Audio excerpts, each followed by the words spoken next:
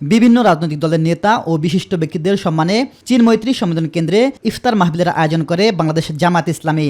সেখানে যোগ দেন প্রধানমন্ত্রী তারেক রহমান, যোগ দেন মন্ত্রী পরিষদের সদস্যরাও।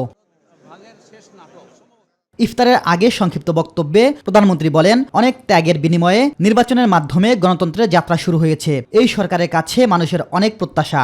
জনগণ রাজনৈতিক দলগুলোর দিকে তাকিয়ে আছে বলেও মন্তব্য করেন প্রধানমন্ত্রী। তিনি সব রাজনৈতিক দলগুলোকে একসাথে কাজ করার আহ্বান জানান। নির্বাচনের মাধ্যমে গণতন্ত্রের যাত্রা শুরু হয়েছে। যে গণতন্ত্রের জন্য বাংলাদেশের মানুষ প্রায় 1 যুগেরও বেশি সময় ধরে অকাতরে জীবন দিয়েছে, বিভিন্ন অত্যাচার, নির্যাতন, গুম, খুনের শিকার হয়েছে।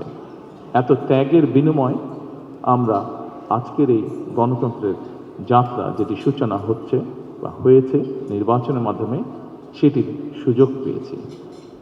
এই ত্যাগের মাধ্যমে, এই আত্মত্যাগের মাধ্যমে হাজারো মানুষের অত্যাচার, লক্ষ মানুষের নির্যাতনের মাধ্যমে আমরা আমাদের বাক, ব্যক্তি স্বাধীন গণতান্ত্রিক অধিকার চর্চার সুযোগ আমরা ফিরে পেয়েছি। জামাতের আমির ও বিরোধী দলীয় নেতা বলেন, গতানুগতিক বিরোধী দল না হয়ে জনগণের প্রত্যাশিত বিরোধী দল হতে চায় জামাত ইসলামী। সরকারের গৃহীত সকল সঙ্গত পদক্ষেপে আমাদের পূর্ণ সমর্থনও থাকবে, সহযোগিতাও থাকবে।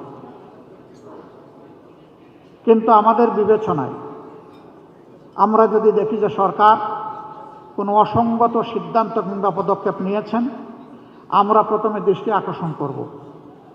সরকার আমাদের পরামর্শগুলো গ্রহণ করলে আমরা কৃতজ্ঞ হব, জাতি উপকৃত হবে। সরকার আমাদের পরামর্শ গ্রহণ না করলে বিরোধী দলের যে ভূমিকা সেইটাই আমরা পালন করব। আমরা জাতির অধিকারের পক্ষে দাঁড়াবো। তবে আমরা এই সদিচ্ছাই রাখতে চাই, এই ধারণাই পোষণ করতে চাই যে এই সরকার সংসদকে আগামীতে এগিয়ে যাওয়ার বাহনে পরিণত করবে। ইফতারের আগে দেশ ও জাতির কল্যাণ কামনায় দোয়া ও মোনাজাত করা হয়। ইলিয়াস মাতবর, মাই টিভি, ঢাকা। সকল ব্যক্তিবর্গ